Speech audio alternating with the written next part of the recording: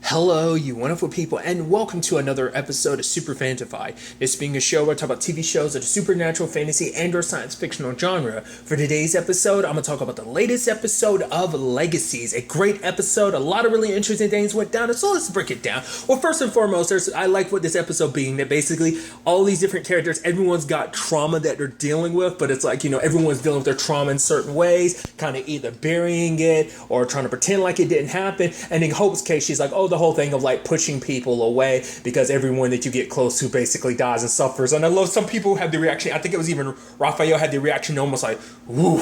Because because the moment she said that was a little too real, but also like from a psychological standpoint, there is so much to dissect in that. But obviously, you know where that stems from, like everything that Hope has lost, all the people she cares about. So obviously, she's avoided ever getting close to people, and inadvertently she's gotten close to people, and the people she cares about still ends up getting hurt. So, but Emma's putting them through this simulation, and it's interesting because I think because of Lizzie's situation of like her kind of having been through therapy and kind of recognizing her own issues, plus everything dealing with Sebastian too, I'm sure that kind of resonates as, yeah, I can use a really good therapy session right now. So basically they use Vortimus's like device or whatever. Basically it creates a magical simulation. You get like basically whatever role you get cast in, you're stuck in that until you get your magical word, because basically whatever scenario gets created, at the heart of it, it's going to be a means of dealing with your own issues. The moment you find out what your word is, you'll be able to break the spell.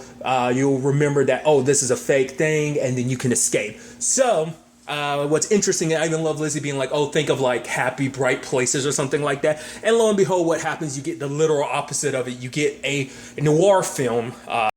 I'll let you know, first and foremost, I am not a film buff.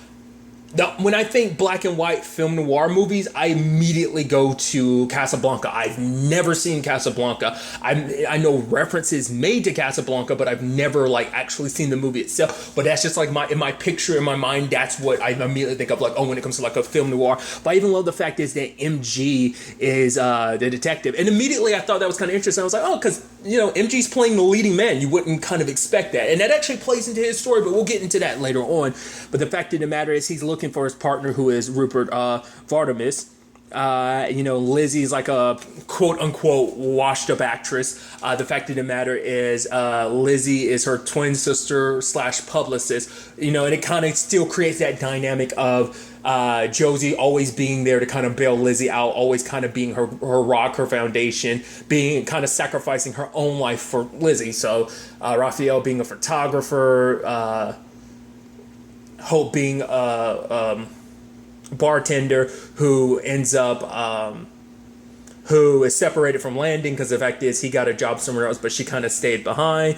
Emma being the lounge singer, because I'm always going to be here to help, but that didn't help because she immediately got killed, and Vortimus is over there, and it's like, wait, what's going on here? He thinks he's Sherlock Holmes. But what's interesting though is like, MG kind of had to be the one to kind of inform him like, no, you're not Sherlock. This and that, because he's stuck, because it's like, okay, so what's going on? It's actually interesting because technically he's like 2 layers deep, because within this like made up world, he's already supposed to be one character, but now this character is confused with being another character. In this particular case, he's confused with being Sherlock Holmes. But it's not until he ends up getting murdered in that world, because he had found his word and woke up and he was like, I'm Rupert Vardamus, this is all fake. But then he ends up getting shot and he ends up waking up. But Emma finds him inside of a locker, and it's like, what happened to you? It's like, he knocked me out. And so I'm like, okay. So I'm assuming based on that conversation, like, because it doesn't seem like it ends up being who's the one responsible for all of this. I don't think it's that case. I think what happened is the moment Clark impersonated him, he knocked him out and trapped him in that device, so that I guess no matter what scenario got spun up, he was going to be trapped in there like that. Because he had said he didn't say she, so that's what makes me kind of think about that. Regardless, the fact of the matter is, I'm assuming that he's basically been trapped inside of that device the entire time that Clark was pretending to be him. That was my explanation for that, but maybe I completely misconstrued that. But MG comes back and finds like, written in the book is Josie. I even like this moment of like MG going to talk to Lizzie, because obviously Lizzie, at first it was because, Lizzie was the target. Turns out the wine wasn't meant for Emma, it was meant for her. And she's like, who would want to kill me? I'm kind of a nobody, or that I'm washed up. And then MG being like, well, if you ask me, you're not washed up or a nobody or whatever. And he's calling her Mrs. Salton. She's like, no, you can call me. And then Joji shows up, and she's like, who is he? And I love that whole like putting his hat on. Just a fan. I'm like, dude, I even love that line from him when it's like someone's trying to kill you and Lizzie passes out, and I'm almost like, that seems like Lizzie kind of being super over dramatic, but I love him catching her. And that whole thing of like, I don't smoke, but the fact of the matter is, in this instance, I can understand the need to smoke. Like, so what would drive someone to need to smoke, the need to put your lips on something that's really bad for you. I'm like, actually really love that line, because obviously it's very reflective of the fact is MG super has a thing for Lizzie. He's always had a thing for Lizzie, and it's just like, oh, it's like I'm into her, but she's oh so bad for me, and I like that element to it. But the fact of the matter is, there's even a situation, but obviously Vortimus wrote in his book that it was Josie who did it. And I'm like, oh, like, was it straight up Josie? It was like, well, it's probably like the whole dark side Josie situation.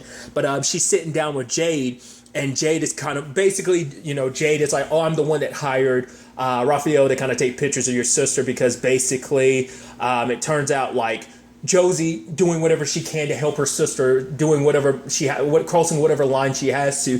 The whole point was to kind of poison her own sister so that, Josie would get into the hospital, get into the headlines, and put her name out there more. Killing Emma was never the plan, because she was also like, it was not meant to be enough to kill Lizzie, so I don't know why I was able to kill Emma.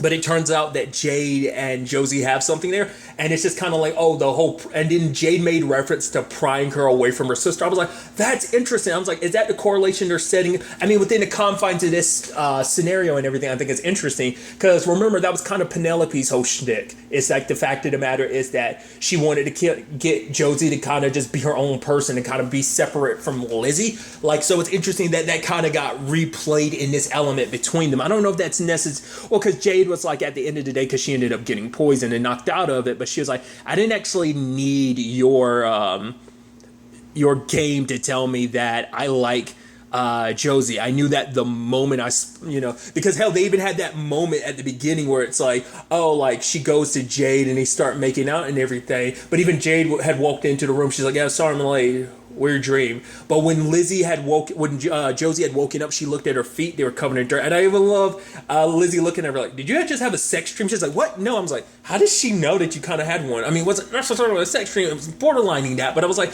how did she know? I was like, was that like some twin telepathy or something? Like, what that was? And she's like, please don't tell me it was about Landon. Please don't tell me it was about Hope. Which, fair assessment, because they're literally the two people. I mean, granted, when she was younger, she definitely had a crush on Hope. I mean, that came up in season 1. But the fact of the matter is, obviously the whole thing between her and Landon. So obviously, but still, because obviously she's actually had a thing for Jade since she was younger. Like, it kind of seemed it was pretty clear, like Joe's. Well, because obviously it's like, oh, they're the cool kids and everything. But I think in particular, listening to seeing Jade actually, I think like ticked more in that like box of like, oh, I want to listen to you more because I think you're cool. I think she even back then had a crush on Jade, but nevertheless.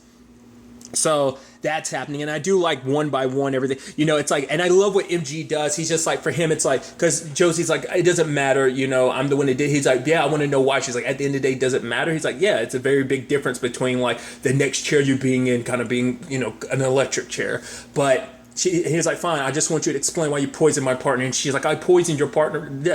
I hurt this person, I poisoned your partner. And then he was like, I can't take you to the police. And she's like, why not? Because my partner wasn't poisoned. He was shot. But then it's like, he starts picking it up that like, then that must mean it was Lizzie. But because at the end of the day, Josie's still doing what she's doing, always protecting Lizzie, because she's like, if it wasn't me who did it, then it had to be Lizzie. And that's what this all stemmed from. But then it was a whole thing of like, the fact is, I think a recognition within herself of like, she would do anything to protect her sister, no matter what danger or no matter what situation her sister's in. She's always going to be there to protect her and go gun ho. And I guess more so recognizing that aspect about herself. And when she does wake up, it's too late because she ends up getting shot. MG does too, but luckily he had that drink that flask to protect him, and he goes and confronts Lizzie, but Lizzie didn't know about, Josie being dead, and her realization, what the fact is that, like, I never recognized, like, all that, Josie does for me. I basically almost, like, I take her for granted. Basically, no, it was specifically, I'm so caught up in my own BS that I don't take notice of her, like, what was going on with her and everything, and that's what woke her up. And I even love her line of being like, oh, I was supposed to be getting on this stupid game. All right, MG, you're going to have to arrest me and everything. And it's like, because, and she's like, well, to be fair, I kind of am your blind spot. And the fact is, he's like, no, go ahead and slap those cuffs on me. And she's like, or, we could just run away together and everything. And he was basically like, is that an option? And she's like, no, it's really not. See, it's just, you're literally proving my point that the fact is I possibly could have been a murderer and you were willing to let me go. So 50 Shades of Grey me, which caught my attention. I was like, I know that it's just like, but it's just so, does that count as YA? Young adult? But it's still just kind of like, I don't know. It's just, I get too caught up in it because I'm like, you're teenagers referencing, it's mainstream enough for, a teenager would reference it, but it's just like, it's still just kind of weird that you would make a reference to 50 Shades of Grey just considering what the content is, and it's just like this not being the show that would represent said content, so it's just interesting. But it's just a line that I'm getting too caught up on, but it just blows my mind. But nevertheless, because basically she did that so that MG would kind of come face to face with his issue, and he does, but by the time he wakes up, he's dead. So Lizzie's on a run. She goes to find Hope, but Hope's not willing to help because for her, she's not going to let anything get in the way because she wants to be happy and, she wants to be with, Landon. She's tired of pushing people away. So it's like, because she'd actually had that conversation with Raphael about that whole thing of like, yeah, you could, want me to get you a ticket. She's like, no, I can buy my own ticket. It's like, then why don't you go and be with him? Obviously, once again, Hope's got her own issues with that whole situation and has, Raphael go develop some photos, which he does. At first, I was thinking like, oh, Josie's not there. I was like, oh, that's weird. She doesn't pop up in the picture. But I guess it was at that moment she had left. But then there was another shadowy figure. I was like, I was like, oh, that must be Dark Josie. Because, I figured that's what this kind of like. Because at first I was thinking like everything's going to point to it being Josie. But it's just going to point to someone else. But then it's going to turn out the whole thing was Dark Josie manipulating it the entire time. It kind of went that way, but because from the very beginning you're like, oh, it has to be super, especially when it's like, oh, Josie, because you're like, oh, because Darkseid Josie's in there too, not just, because the sad thing is that really was the regular Josie like, but we'll break it down because I even love that she's running. Lizzie is, and she stops, and there's literally a thing saying Gemini something, and she's like, that's a little on the nose, isn't it? But then Darkseid Josie shows up. That basically, she's kind of a manifestation of what Josie keeps buried underneath. Like, it's like, because she doesn't just dislike Lizzie, this version of Josie also hates Josie because it's like, you make her weak. She stays weak. But the fact of the matter, this is a side of her, I'm recognize that I'm stronger than you. But the thing is, Lizzie's like, you've always been stronger than me, so that for her, it's like, this isn't but it's like the side of her that feels like she's tired of just being so, because Josie is she's very meekish. She's very legitimately in her own way. She is very soft-spoken. She kind of doesn't stick up for herself a lot. And once again, that's kind of an issue that a lot of people kind of bring up in particular. That was Penelope's whole thing. And so, Josie is saying that basically her plan is to kill Lizzie here, trap her consciousness here so that she can get to the outside and perform the merge. And, because at the end of the day, this was kind of always going to be how it was always going to go. But at the end of the day, this whole point was also to show that when it was all said and done, Josie, despite everything, would sacrifice herself, meaning that to make it sure that Lizzie's the one that won. Because there was also something that came up last season about the whole the Malivore monsters. There was the Jinn, like in that future or that alternate timeline or whatever, in that other wish world, Josie had lost and her and Lizzie had fused, but it's most likely because, Lizzie probably lost her temper and stuff like that, but Josie probably lost on purpose because she doesn't want to kill her sister. But Dark Josie's like, oh, like the fact of the matter is me being a killer here, it's kind of the first step because it was only a matter of time. One of us was going to become a killer when it became to this whole merge thing. Why not kind of get a jump start on it? But luckily, Hope showed up and stopped her, and ended up killing Dark Josie, because even though Hope, I was like, oh, did Hope wake up? But it's like, no, Hope being true to who she is. It's like, I could go off and be happy, but the fact of the matter is I couldn't let an innocent person die. So, and obviously even Lizzie being like, that's definitely a Hope situation. So, breaking down everyone's psychological issues, the revelations from all of this. Let's start with MG. Once again, I brought it up earlier. MG's whole thing was that, he is kind of like, that brought it up earlier, like how it was interesting that he kind of slid into a leading man role, and that, because that's typically just not him, because he's always kind of like, oh, I'm kind of staying in the background, like, because MG even recognizes, he's like, I can't do anything on my own because I don't have the confidence, in the sense that, like, because even like the whole when Vortimus was thinking that he was Sherlock Holmes, he was like, I need you to read this book, maybe you'll snap back to being yourself, because I can't do this on my own. He doesn't have faith in himself, and that basically, he's trying to, he's like, for now, like, I can't be a side character anymore. I've got to step up and be a hero. And then the whole thing with Lizzie kind of saying, like, how for her, she's so caught up in herself. She's like, I didn't realize what Josie was struggling with because of that. And the fact of the matter is, I always kind of come running to you in certain regards. And MG's like, no, it's okay. And she's like, no, it's not. I completely annoy you when I'm good, but every time, like, something's bad or I fall apart, I come running straight to you, which MG's kind of like, I don't want you to ever stop, like, even if my whole thing was telling me, like, I need to kind of, like, shift how I think about this whole situation. But, like, even he doesn't, even despite that lesson, that even if that's the lesson he was supposed to learn, he doesn't want that to stop, So I'm curious to see what that kind of, ends up becoming because of it. And it's like, it's like, what's your superhero name? He's like, yeah, still a work in progress. She's like, the Comforter. And, so I just thought that was kind of cute. Another element to this is, Raphael, he remembers, and like, I kept thinking it was Dark Josie in the picture, turns out to be the necromancer. And I was like, okay, because basically it was his mind trying to help him remember something he didn't. The necromancer wasn't actually in there, but it was supposed to be a manifestation of what he was his trauma, that time that he lost that he couldn't remember. And the scar on him, and immediately my brain goes, you're dead. The necromancer killed you and brought you back to life. You're kind of his, like, puppet from the shadows, aren't you? I think that's what that is. I think he found Raphael and ended up murdering him because he needs someone on his side without having to worry, because the Malivore monsters aren't 100% guarantees. At least with Raphael, he has a chance of going around them with their guards lowered. So it's kind of like waiting for the perfect opportunity. So I think we're going to get revealed that Raphael's been dead this entire time. The other aspect to this is Hope's situation. And for Hope, it's kind of a situation that she's already been dealing with the entire time.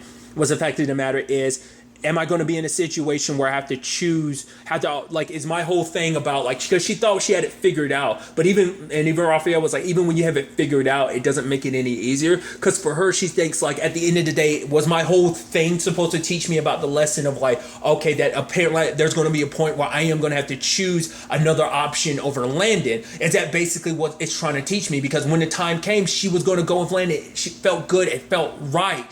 It felt really right, but at the same time, there was a part of her that's like, no, I gotta do this. So it's like choosing other people over Landon. She's like, is that the lesson that I'm supposed to learn, that that's always going to be a thing, that me and Landon are doomed? And, Raphael's kind of like, I don't think you need to choose Landon every time. But she's like, what if it's telling me that no matter what happens, I'm not going to have a choice, that's kind of me and Landon, that we have no future, because I'm always going to end up choosing other people over him. And that literally happened previously. It's like she ended up choosing to save the others, over saving Landon last episode. So it's understandable of, like, okay, like, it's a thing of, like, that scares her of, like, what does that mean in the long run, So there's that situation. There's a whole situation with Emma. What she kind of learned from her situation is, like, obviously Dorian nearly died last episode. So for her, it's like, we need to kind of enjoy what we have while we have it and just kind of leave. And so it's a situation of, this place they built, this school and everything, it's beautiful, but the fact of the matter is also so dangerous. And the fact of the matter is, it is a thing of like, are you willing to basically continue to put your life on hold? Because there's always going to be, yes, Dorian's alive now, but there's always going to be another monster going to be more danger. So it's like, do we put our life on hold to stay here? Which Rick was like, what's the point of the game? The point of the game is to get out, and you got out. So will we see Dorian and Emma back again? I don't know, because, Rick was like, oh, I thought this would be more of a see you later and not like a goodbye situation. But, who knows how that's going to end up playing out. So, but it's a thing of like, you kind of have to take your happiness while you have the chance, because, with this whole supernatural world, it's never guaranteed, especially for a human like Dorian. Because, at least in the case of Rick, he doesn't have a choice in the matter. His daughters are a part of this world, so he's going to be a part of this world to protect his daughters, so it's not like there's no choice in the matter. He's always going to be there for his girls, so that's an element to this. But obviously the whole thing with Josie, they have her locked up and everything. But, they're trying to they'll tell Josie, it's like, no, it's okay. We're here for you. But it's like, now, that she's not caught up in her own stuff, Lizzie can sense the darkness inside, the dark magic inside of Josie. And, because she's so more focused on it and understanding, kind of putting Josie before her now. So, but Josie's kind of saying, this me is going to stay. The fact of the matter is, Hope was like, oh, don't worry, I'll just put you back to sleep. And it's like, oh, good idea. And Josie puts Hope to sleep and ends up going kind of Magneto-ish, where granted, it's not the same because it's cement, but who's to say, there might be metal rebar in there that kind of makes this possible, but it's more so cement, so it's not the same thing. But since we've referenced superheroes and stuff like that, she did kind of go all Magneto, kind of raising the floor of the prison, the cell, and bursting her way out, kind of showing just how damn powerful she is, because you don't see anyone else doing that, don't see Lizzie doing that, don't see Hope doing that.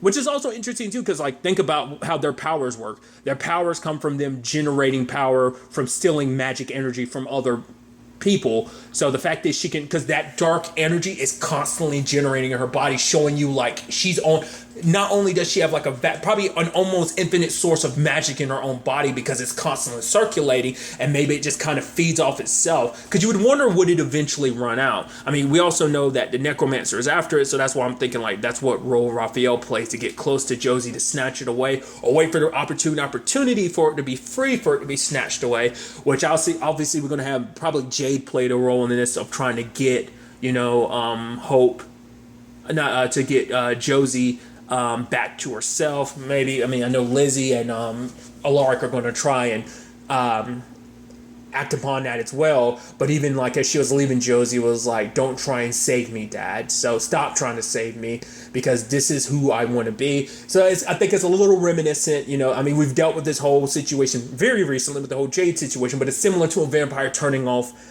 their humanity. It's kind of like your deepest desires, your id kind of acts in overdrive, so you kind of don't get too caught up in remorse. Your desires and stuff like that are more at your forefront. So it's like, what is Josie going to do now, with all of this, power in her hands, kind of going full dark side Josie? I'm curious to see what that looks like. It looks, sadly, even with all the warnings, everything still came to fruition, and we see that Josie's literally burning down the school, as she's definitely burning down the entrance of it. So once again, the sad thing is, Kai's not around to suffer the ramifications of. Granted, he's dead, perma-dead now, but still, it's just kind of like he was able to get off one last middle finger, at the end of everything. So so this is where things currently stand. So I am very, very curious to see ultimately where all this ends up taking us going forward into the next episode. But really, that's all I want to talk about. Till the next time we meet, be happy, be safe, live life to the fullest, and enjoy it. Good day, and goodbye.